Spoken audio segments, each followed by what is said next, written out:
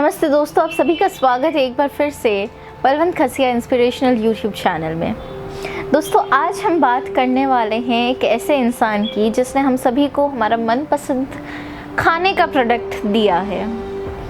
आपने इनके कंपनी के बारे में ज़रूर सुना होगा और मुझे जहाँ तक लगता है वहाँ तक मोस्ट ऑफ इंडियन होम्स में इनके प्रोडक्ट के बिना सुबह नहीं होती होगी।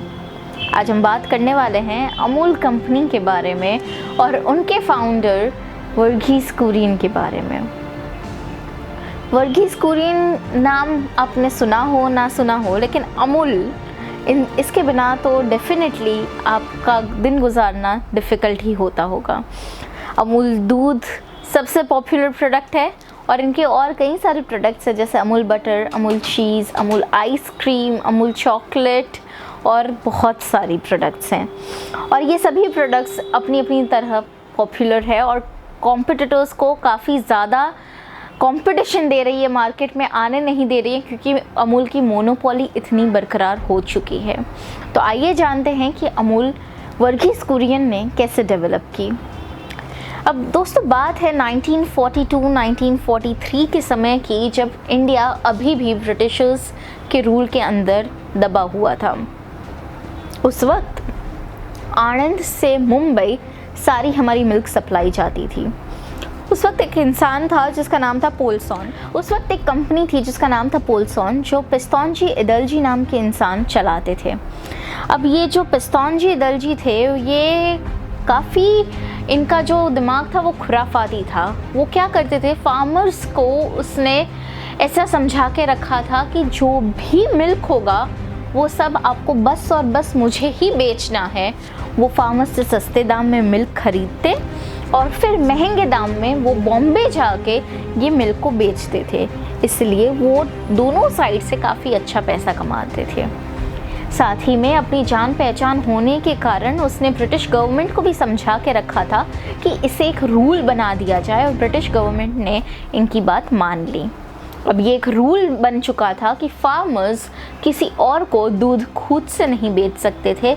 जितनी भी दूध की बिक्री होती थी वो सब पोलसॉन के थ्रू ही करनी पड़ती थी।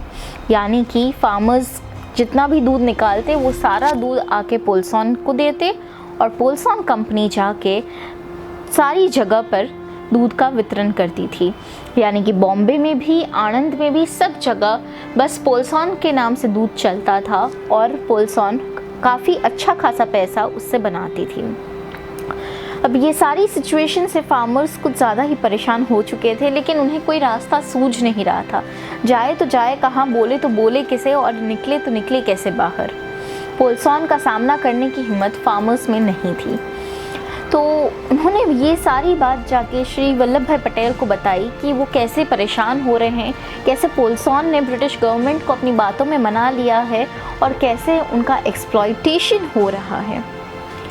सरदार वल्लभ भाई पटेल ने काफ़ी धीरज के साथ फार्मर्स की सारी बातें सुनी। ये सब सुन के उन्होंने कहा कि इसका रास्ता आपको मोरारजी देसाई दे पाएंगे। सरदार वल्लभ भाई पटेल के कहने में सारे फार्मर्स मिलके मोरारजी देसाई के पास गए। मोरारजी देसाई ने भी सारी बातें फार्मर्स की सुनी। उन्होंने उनका समर्थन किया और उन्होंने कहा कि वो उनका सपोर्ट करेंगे। सपोर्ट करने के लिए उन्होंने कमेटी बनाई। कमेटी के लीडर थे त्रिभुवन दास जी। त्रिभुवन दास जी के नेतृत्व में सारे फार्मर्स ने बीड़ा उठाया कि वो सब ये सिचुएशन से बाहर निकलेंगे। त्रिभुवन दास जी ने घर घर जाके सारे फार्मर्स को समझाया एकजुट होने के लिए। जब तक सारे फार्मर्स एकजुट ना हो जाए और पोलसॉन का विरोध ना करें, तब तक कुछ भी कर पाना मुमकिन नहीं था। इसलिए त्रिभुवन दास जी ने ये कदम उठाया। वो सब जगह गए, सारे फार्मर्स को समझाया कि सबके हित में यही बात है कि आप सब एकजुट हो जाओ। जब आप सब एकजुट हो जाएंगे तो पोलसॉन आपका कुछ भी नहीं बिगाड़ पाएगा और गवर्नमेंट को भी आपके आगे झुकना ही पड़ेगा। इनकी बात तो सभी को सही लगी। सारे फार्मर्स अब मिलने को तैयार हो चुके थे। अब तय हुआ कि सत्याग्रह होगा। सत्याग्रह होगा, आंदोलन होगा और थोड़ा भी दूध पोलसॉन को नहीं दिया जाएगा। यानी कि अब फार्मर्स दूध निकालते तो थे लेकिन उसको वेस्ट कर देते थे, बहा देते थे, लेकिन पोल्सन के हाथ में नहीं देते थे। यानी कि इससे पोल्सन को बहुत नुकसान होता था। थोड़े दिन ऐसा चला, उसके बाद ब्रिटिश गवर्नमेंट समझ गई कि ये फार्मर्स अब झुकने वालों में से नहीं है, और अगर ऐसा ही चलता रहा तो ब्रिटिश गवर्नमेंट का भी काफ़ी नुकसान हो जाएगा। क्योंकि ऑब्वियस की बात है, अगर पोल्सन ने ब्रिटिश गवर्नमेंट के पास से ये रूल करवाया है तो ब्रिटिश गवर्नमेंट ने अपना कुछ तो कमीशन रखा होगा, अपना कुछ प्रॉफिट मार्जिन रखा होगा। ऐसे ही तो डील नहीं की होगी, ऐसे ही नया रूल नहीं बनाया होगा। इसलिए ब्रिटिश गवर्नमेंट अब जान चुकी थी कि ऐसे सिचुएशन में कार्यरत होना थोड़ा डिफ़िकल्ट हो जाएगा, इसलिए उन्होंने ये रूल वापस ले लिया और उन्होंने फार्मर्स को फ्रीडम दे दी कि अब जैसे जिसको दूध बेचना होगा वो बेच पाएंगे, सब कुछ पोल्सन के थ्रू करने की ज़रूरत नहीं है। ये सब सुन के फार्मर्स सारे काफ़ी खुश हो चुके थे। ये सारे फार्मर्स जो इकट्ठा हुए थे, त्रिभुवन दास जी के नेतृत्व में उन्होंने एक यूनियन खड़ा किया। वो यूनियन का नाम था Kaira district cooperative milk production union limited. ये यूनियन में सारे फार्मर्स एकजुट हुए और उन्होंने तय किया कि अब कोऑपरेटिव के बाहर कोई भी दूध नहीं बेचेगा। यानी कि पोल्सन को पहले कोई दूध नहीं देगा और कोऑपरेटिव के बाहर कोई दूध नहीं बेचेगा। यानी कि सारे फार्मर्स एक साथ अपना दूध इकट्ठा करेंगे और फिर एक साथ बेच के प्रॉफिट को शेयर भी करेंगे। इससे सिर्फ किसी एक फार्मर का नहीं, लेकिन सारे फार्मर्स का प्रॉफिट होगा और सबको इक्वल पार्ट्स मिलेंगे। सभी ये आइडिया से काफ़ी ज़्यादा खुश थे और ये कोऑपरेटिव बनाने के लिए मान गए थे। पोल्सन के साथ की डीलिंग को ख़त्म करके अब एक नई चैलेंज इनके सामने आ खड़ी थी कि ये कोऑपरेटिव को खड़ा करने के लिए सबसे पहले चाहिए होगी डेयरी। डेयरी कहाँ से निकाले? तो डेयरी को रेंट पे लेना होगा। डेयरी रेंट पर ले ले, लेकिन फिर भी डेयरी का कामकाज संभालने वाला कोई तो चाहिए। ऐसे में एक इत्तेफाक हुआ इन फार्मर्स के साथ। इनकी मुलाकात हो गई वर्गीस कुरियन के साथ। वर्गीस कुरियन पेशे से तो एक इंजीनियर थे। अब ये इंजीनियर को अपनी इंजीनियरिंग में बिल्कुल भी इंटरेस्ट नहीं था, लेकिन फिर भी उन्हें करना पड़ रहा था क्योंकि उन्होंने अपनी पढ़ाई के बाद ब्रिटिश गवर्नमेंट के पास से स्कॉलरशिप ली थी। स्कॉलरशिप के वक्त उन्हें डेयरी इंजीनियरिंग का कोर्स करने को मिला था। जैसे तैसे उन्होंने डेयरी इंजीनियरिंग का कोर्स तो कर लिया, लेकिन फिर जब जॉब लगी तो उन्हें कुछ मज़ा नहीं आया। उनकी जॉब भी आणंद में लगी थी। उनका ये ड्यूटी थी कि आणंद में जितनी डेयरी हो उनका इंस्पेक्शन और उनका मैनेजमेंट वर्गीस कुरियन को संभालना था। वर्गीस कुरियन गए गवर्नमेंट के पास कि मुझे रिज़ाइन करना है, मुझे मेरी जॉब पसंद नहीं है। गवर्नमेंट ने तुरंत मना कर दिया, हमने तुम पर इतना इन्वेस्ट किया है और तुम बोल रहे हो तुम्हें जॉब नहीं करनी है, रिज़ाइन करना है। अगर तुम्हें ऐसा करना है तो तुम्हें $30,000 चुकाने होंगे। ब्रिटिश गवर्नमेंट ने वर्गीस कुरियन को ऐसा जवाब किया कि तुम रिज़ाइन तो नहीं कर सकते, और अगर तुम्हें रिज़ाइन करना भी है तो तुम्हें 30,000 रुपीज़ चुकाने पड़ेंगे। अब 30,000 रुपीज़ तो काफ़ी बड़ी अमाउंट होती है, आज के समय में भी लगती है, तो उस वक्त तो डेफिनेटली थी। वर्गीस कुरियन के पास इतने पैसे नहीं थे और ना ही कहीं से मैनेज हो सके वैसा था, तो ना चाहते हुए भी उन्हें जॉब को कंटिन्यू करना पड़ा। अब उनकी जॉब के एक पार्ट में उन्हें एक इंस्पेक्शन पे जाना पड़ा और वो इंस्पेक्शन करने वो गए कायरा कोऑपरेटिव में। कायरा कोऑपरेटिव में वो जब गए तब उन्होंने देखा कि फार्मर्स का जज्बा काफ़ी ज़्यादा है, और वर्गीस कुरियन ने भी डेयरी इंजीनियरिंग पढ़ी थी, तो उन्हें भी समझ में आ गया कि हाँ ठीक है, इनको अगर मदद चाहिए तो मदद थोड़ी बहुत कर देते हैं, एटलीस्ट नॉलेज कहीं पर तो काम आएगा। इसलिए वर्गीस कुरियन जब भी इंस्पेक्शन में जाते तब फार्मर्स की मदद कर देते थे, लेकिन फिर भी अभी भी उनका मन ये काम में नहीं लगता था। फिर वो वापस रेजिग्नेशन के लिए गए और इस बार इनका रेजिग्नेशन एक्सेप्ट हो गया। इस बार जब उनका रेजिग्नेशन एक्सेप्ट हुआ तो उन्होंने दूसरी जॉब ढूंढनी चालू कर दी। दूसरी जॉब ढूंढनी चालू की, लेकिन जब तक जॉब ना मिले तब तक त्रिभुवन दास जी और दूसरे फार्मर्स ने उन्हें ऑफ़र किया कि हमें एक मैनेजमेंट की ज़रूरत है और आपके पास अच्छी खासी नॉलेज है, डेयरी कैसे चलाते हैं ये भी आपको पता है, तो क्यों ना आप जब तक आपको नई जॉब ना मिले तब तक आप हमारी ये डेयरी को संभाल लें। वर्गीस कुरियन को बात थोड़ी समझ में आई। फिर उन्होंने दूसरी ऑफ़र की कि आपको अपनी जॉब में जितने पैसे मिल रहे थे हम उससे ज़्यादा पैसे आपको देंगे। तो डेफिनेटली वर्गीस कुरियन क्यों ये काम नहीं करेंगे। वर्गीस कुरियन ने ये ऑफ़र एक्सेप्ट कर ली और कायरा कोऑपरेटिव को आगे ले जाने का पूरा काम वर्गीस कुरियन ने किया। डेयरी इंजीनियरिंग की पढ़ाई उनकी ब्रिटिश गवर्नमेंट ने स्पॉन्सर की थी, लेकिन उसका फल जो है वो हम इंडियंस को ज़रूर से मिला।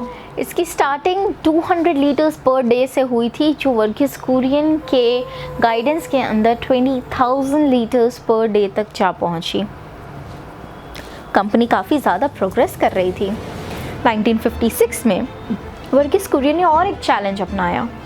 अब उन्हें ये डेयरी को पूरा मॉडिफाई करना था और एक टेक्नोलॉजिकल डेयरी बनानी थी, जहाँ पर वो मिल्क प्रोडक्ट्स और मिल्क पाउडर लिक्विड मिल्क से बना पाए। इस आइडिया पर सब कोई हंस पड़े। वर्गीस कुरियन जिससे भी ये बात बताते वो सब यही बोलते कि ये इम्पॉसिबल बात है, लिक्विड मिल्क से मिल्क पाउडर बनाना बिल्कुल पॉसिबल नहीं है। लेकिन वर्गीस कुरियन को तो यही करना था जो बाकी सबको इम्पॉसिबल लगता था, तो उन्होंने हार नहीं मानी। भले लोग उन पर हंस रहे थे, लेकिन फिर भी उन्होंने अपना सपना साकार करने के लिए अपने पाँव आगे बढ़ा दिए थे और फाइनली डेवलपमेंट्स के बाद ये चीज़ पॉसिबल भी हो पाई। आज हमको मिल्क पाउडर भी लिक्विड मिल्क से मिल सकता है और ये सब वर्गीस कुरियन की मेहनत का कमाल है, उनकी डेयरी इंजीनियरिंग का कमाल है। 1956 में फिलिप्स नाम के एक इंसान ने वर्गीस कुरियन को एक एडवाइस दी कि तुम इतना अच्छा काम कर रहे हो, इतना तुम्हारा माल सप्लाई भी हो रहा है, तो क्यों ना तुम उसे थोड़ा ब्रांडिंग दे दो, तुम एक अच्छा सा नाम सोचो और तुम्हारी अपनी कंपनी बनाओ, तुम्हारी अपनी पहचान बनाओ, तुम्हारी अपनी आइडेंटिटी बनाओ। वर्गीस कुरियन को ये बात समझ में आ गई। वो भी नाम सोचने चल बैठे।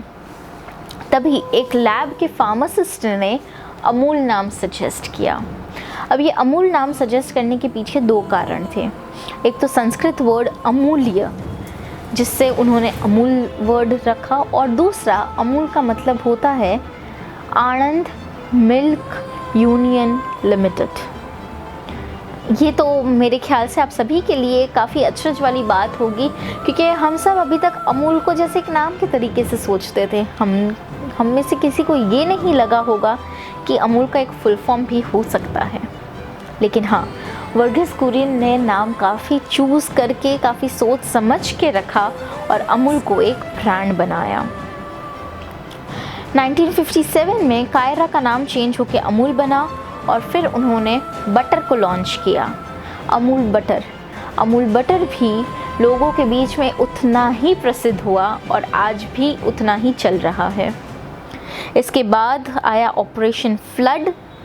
ऑपरेशन फ्लड को भी वर्गीस कुरियन ने ही किया और ऑपरेशन फ्लड का मतलब ये था कि ये वर्गीस कुरियन ने जो पूरा मॉडल अपनाया था मिल्क ब्रांड्स बनाने का, वो पूरे इंडिया में बनाया जाए, सिर्फ आणंद में या सिर्फ गुजरात तक लिमिटेड ना रहे या सिर्फ बॉम्बे तक उसकी सप्लाई लिमिटेड ना रहे, लेकिन इस पूरे मॉडल को पूरी इंडिया में रेप्लिकेट किया जाए ताकि सबको इसके बेनिफिट्स मिल सके, फार्मर्स का एक्सप्लॉयटेशन ना हो और प्रॉफिट्स भी इक्वली शेयर हो। इन सभी कंट्रीब्यूशन के कारण आज हम सब वर्गीस कुरियन को मिल्कमैन ऑफ इंडिया के नाम से जानते हैं, क्योंकि हम सब के घर पे दूध पहुंचाने का काम वर्गीस कुरियन ही करते आए हैं। Verghese Kurien is also responsible for bringing the white revolution. White revolution जो दूध से जुड़ा हुआ है, उसके दूध इंडस्ट्री में रिवॉल्यूशन ले आने का काम वर्गीस कुरियन ने किया, इसलिए हम इसे वाइट रिवॉल्यूशन भी बोलते हैं। इसके बाद अमूल को एक ब्रांड बनाने का काम वर्गीस कुरियन ने बहुत अच्छे से उठा लिया। सिर्फ बॉम्बे ही नहीं लेकिन पूरे इंडिया में फिर उन्होंने अमूल के प्रोडक्ट्स को पहुंचाना चालू किया। अमूल के प्रोडक्ट्स को पहुंचाने के लिए उन्हें एक ट्रांसपोर्टेशन सिस्टम की प्रॉपर ज़रूरत थी। उन्होंने वो पूरा सेटअप किया जहाँ से हर एक लाइन से थोड़ा कोऑर्डिनेशन बना के इंडिया के हर एक नुक्कड़ में अमूल के प्रोडक्ट्स आज हमें मिल पाते हैं। धीरे धीरे उन्होंने अपनी प्रोडक्ट की वैरायटी बढ़ाई। अमूल दूध के बाद उन्होंने अमूल बटर बनाया, अमूल चीज़ बनाया, अमूल चॉकलेट्स, अमूल आइसक्रीम और अमूल के दूसरे प्रोडक्ट्स भी उन्होंने बनाए। उसके बाद उन्होंने ऑडियंस का पेन पॉइंट वापस से समझा। उन्होंने देखा कि वो जितना बड़ा पैक बना रहे हैं शायद लोगों को उतने बड़े पैक की ज़रूरत नहीं पड़ रही है, तो उन्होंने छोटे पैक्स में भी अमूल के प्रोडक्ट्स को बनाना स्टार्ट किया। उसके बाद फैमिली पैक्स भी उन्होंने बनाए ताकि जो ऑडियंस की जैसी रिक्वायरमेंट हो वो ऑडियंस वैसा पैक यूज़ कर पाए और उसमें से कुछ भी वेस्ट ना हो, यानी कि लोगों के पैसे भी वेस्ट ना हो और उन्हें अपनी प्रॉपर प्रोडक्ट, क्वालिटेटिव प्रोडक्ट मिल पाए। आज हम देख सकते हैं कि अमूल हमारा एक बहुत ही ट्रस्टवर्दी ब्रांड बन चुका है। और अगर आप कोई भी शॉप में जाते हो और अगर आपको अमूल का प्रोडक्ट दिखता है और कोई दूसरी कंपनी का प्रोडक्ट दिखता है तो आई एम वेरी श्योर कि आप अमूल का ही प्रोडक्ट उठाते होंगे। आज कई सारी कंपनीज़ मार्केट में कंपटीशन देने के लिए अमूल से सस्ते दाम में अपनी प्रोडक्ट्स को बेच रही है, लेकिन फिर भी अमूल की मोनोपोली पर ज़्यादा इफेक्ट नहीं कर पाई है। ये सब इसलिए क्योंकि वर्गीस कुरियन ने जब काम स्टार्ट किया तब उन्होंने क्वालिटी पर भी उतना ही फोकस रखा था। क्वांटिटी प्रोड्यूस करने के चक्कर में उन्होंने कभी क्वालिटी को कॉम्प्रोमाइज़ नहीं किया और इसलिए आज इंडिया का पूरा भरोसा अमूल पर अड़ा हुआ है। अमूल को द टेस्ट ऑफ इंडिया कहा जाता है। ब्रांडिंग करते वक्त अमूल ने अपनी एक मैस्कॉट, एक अमूल गर्ल को बनाया जिसके थ्रू वो अपने सारे मैसेजेस पास ऑन करते और जिसके थ्रू वो एक मैसेज पास करना चाहते थे कि अमूल हर एक घर में एक बेटी की तरह ही बसना चाहता है और अमूल एक बेटी की तरह ही उन्हें प्यार देगा। तो ये अमूल गर्ल का मैसेज लोगों को काफ़ी इमोशनल लगा और लोगों ने अमूल को बहुत इजीली एक्सेप्ट भी कर लिया। साथ ही में आप देख रहे होंगे कि अमूल की मार्केटिंग और ब्रांडिंग भी काफ़ी स्ट्रॉन्ग है। भले सालों से उसने अपने पैकेजिंग में कोई भी डिफरेंस नहीं लाया है, लेकिन उसकी अगर आप मार्केटिंग स्ट्रैटेजीज़ देखेंगे तो आपको जगह जगह पर रास्ते में जाते हुए अमूल के होर्डिंग्स दिखाई देंगे और ये अमूल के होर्डिंग्स में आपको अमूल गर्ल डेफिनेटली दिखेगी और करंट न्यूज़ से रिलेटेड कोई भी आपको कॉपीज़ उसमें क्रिएटिव एड्स ज़रूर से दिखेगी। अमूल का ये ट्रेंड काफ़ी सालों से चलता आ रहा है जो आज तक कायम है। अमूल बिल्कुल भी पहले की तरह ही रहना चाहता है और अपने ऑडियंस के साथ छेड़खानी नहीं करना चाहता है, क्योंकि उसे पता है कि उसका एक ऑडियंस सेट है और दूसरे ऑडियंस को कैप्चर करने की उसे ज़रूरत भी नहीं है। आज अमूल का पैक आपको 5 रुपीज़ बटर से भी स्टार्ट होते मिलेगा। अमूल की मिल्क प्रोडक्ट्स में भी आपको काफ़ी सारी वैरायटी मिलेगी। पैस्चराइज्ड मिल्क में भी आपको बहुत सारी वैरायटी मिलेगी। इसलिए आप समझ सकते हैं कि अमूल ने अपने आप को इतने सालों में कितना ज़्यादा डेवलप किया है। तो दोस्तों, हमें भी वर्गीस कुरियन की तरह ही बनना है। हमें शायद लगता हो कि हम गलत जगह पर लैंड ऑन कर गए हैं या हमें लगता हो कि हमें यहाँ से निकल जाना बेटर है, लेकिन हमें नहीं पता कि हम किसकी लाइफ में कब कोई इम्पैक्ट छोड़ देते हैं, हम किसकी लाइफ में कब कोई सुधार ले आते हैं या फिर कौन से पॉइंट से हमारा लाइफ में एक टर्निंग पॉइंट आ जाता है। तो हमें कभी भी निराश नहीं होना चाहिए। हम जहाँ हैं वहाँ हमें हमारा 100% देना चाहिए, ताकि अगर कुछ भी अच्छा होता है तो उसका 100% रिजल्ट भी हमें ही मिले। अगर आपको हमारा ये वीडियो पसंद आया हो तो इसे लाइक करना ना भूलें। आप अमूल के बारे में कुछ भी जानना चाहते हो तो आप हमें कमेंट सेक्शन में बता सकते हैं और आगे भी ऐसे ही वीडियोस देखने के लिए हमारी चैनल को सब्सक्राइब करना ना भूलें।